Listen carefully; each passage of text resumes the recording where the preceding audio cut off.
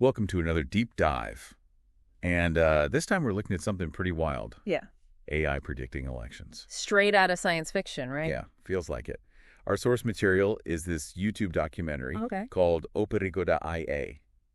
Which means? It means the danger of AI, and it's all about this Canadian company, Advanced Symbolics Inc., or ASI. All right. And their AI is called Polly.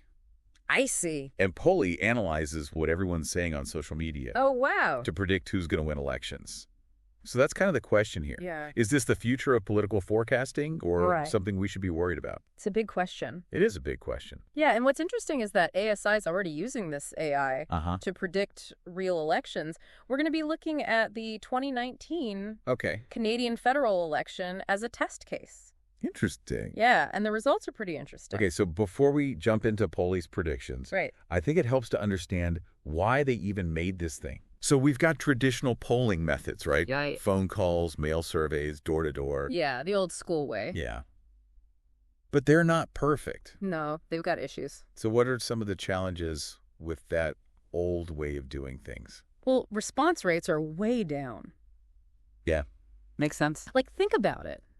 How often do you pick up a call? Never. From a number you don't know? Exactly. People are busy. Yeah. They don't have time for that. And they probably think it's a scam or something. Yeah, exactly. So you're less likely to participate in a survey like that. Definitely. Plus, how do you get a good sample of people with those methods? That's another big trade. Right. Can you really capture all the different voices, viewpoints of everyone? Yeah. Certain groups are just harder to reach. Yeah. And that can really skew the results. Yeah. And then you have those polling disasters. Oh, yeah. Like in recent elections, like the 2016 U.S. election. Huge misses. Yeah. Where they got it totally wrong. Yeah. It makes you wonder if these polls can really be trusted. Exactly. And I think that's where ASI saw an opportunity. Okay. Yeah. Like, what if we used all that data on social media to figure out what people are really thinking? Yeah. They saw that potential. Yeah. Especially on Twitter.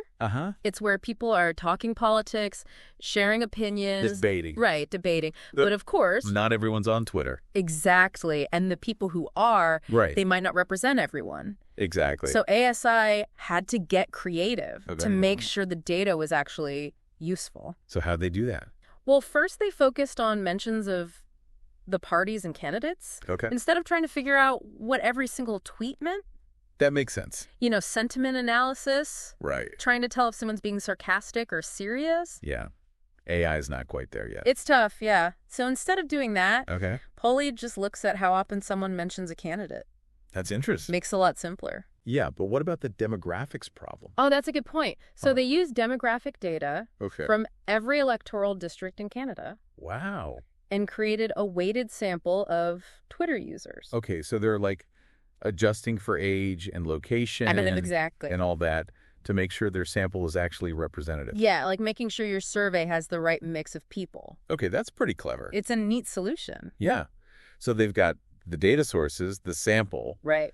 But how does Polly actually learn? The million-dollar question. Right. Like, did they give it a bunch of political science textbooks? Not exactly. They fed it data from the 2015 election. Oh, interesting. So it could see the links between what people were saying online and how they actually voted. Wow. So it's learning from past elections. Exactly. That's fascinating. Yeah. And what's even cooler is that Polly isn't just looking at one moment in time. Right. It's constantly watching social media. Okay. Seeing how opinions change. Like it never sleeps. Exactly. And it's updating those predictions all the time. That's amazing. That's something traditional polls just can't do. No, they're stuck with a specific time frame. Yeah. So it's like Polly has this constant pulse on public opinion. Exactly. You can see how people react to events. Debates, scandals. Yeah, it's all there. That's a huge advantage. Definitely. Okay, so this is all very impressive. Yeah. But the real test is how it actually performed, right? The moment of truth. Yeah. Did it live up to the hype in the 2019 election? That's what we're going to find out. We'll find out in part 2. Stay tuned. All right, so let's look at how Polly did in 2019. Yeah, give me the highlights. Well, the documentary points to some interesting moments where Polly's predictions were really insightful. Like, for example, they looked at the Bloc Québécois. And they saw all these mentions of the word pipeline. Right. The pipeline issue was a big deal back then. Yeah. Huge debate in Canada. Around energy policy and the environment. Exactly. So how did Polly handle that?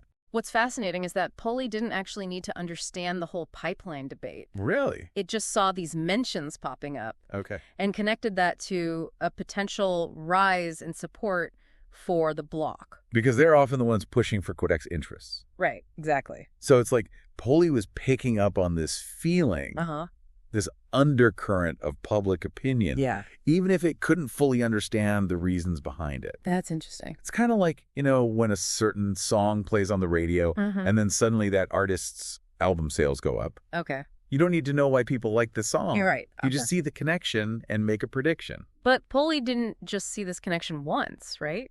No, that's the thing. It was tracking it over time. Okay. Watching how the issue was affecting voters. As the campaign went on. Exactly. And that's something traditional polls struggle with, right? Yeah, they're just a snapshot. Yeah, like a single picture. But Polly's more like a video. Showing you the whole story, how things change. Yeah, exactly.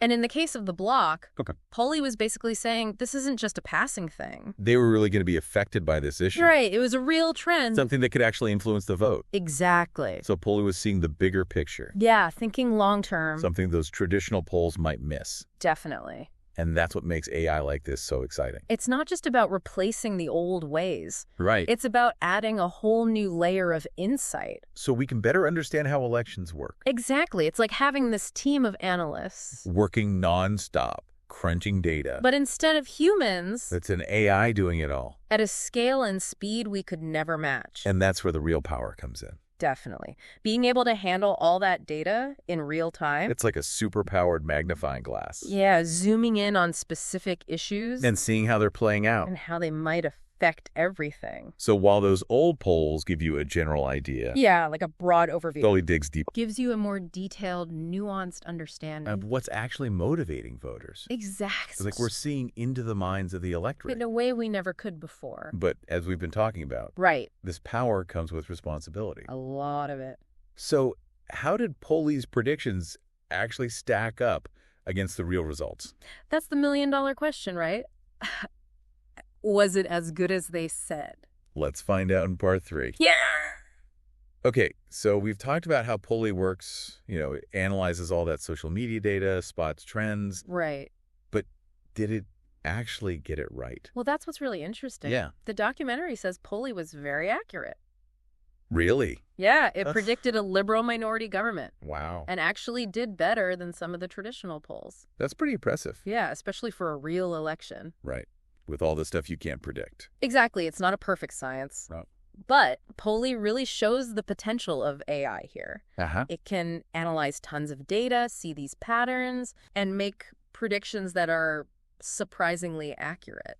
It's almost like Polly could see things human analysts couldn't. Yeah, those little shifts in opinion. Right. Or new trends that the polls miss. Yeah, and that speed, being able to process all that information so fast. Right, it's a game changer. Gives us a whole new way to understand voters. Yeah, and how elections really work. It's like we've got this powerful new tool to make sense of all the chaos. Exactly, but like any tool, right, got to be careful how we use it. That makes sense. The documentary brings up some good points about the limits of AI.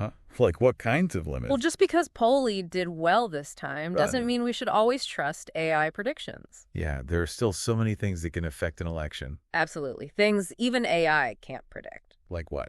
Oh, unexpected events, last-minute scandals, changes in who actually shows up to vote. Right, all that can mess things up. Exactly, even for the best AI. And plus, AI is only as good as the data it learns from, right? That's a big one. If the data is biased or incomplete. Then the AI is going to be biased, too. It's like garbage in, garbage out. Exactly. You can have the fanciest computer in the world. But bad data means bad results. Exactly. So AI can be this amazing tool. Yeah, it's really powerful. For understanding elections and making predictions. But we have to be responsible with it. Absolutely, and be aware of those limitations. That's a really good point. It's all about balance.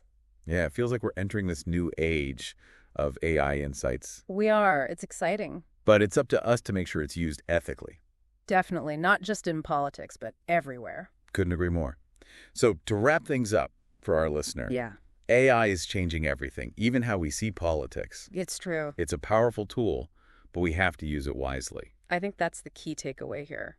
So stay informed, stay engaged, and keep asking those tough questions. Yeah, don't be afraid to be critical. Because the future of AI and the future of our democracy. It's really in our hand. Well said. Thanks for joining us for this deep dive. It was a good one.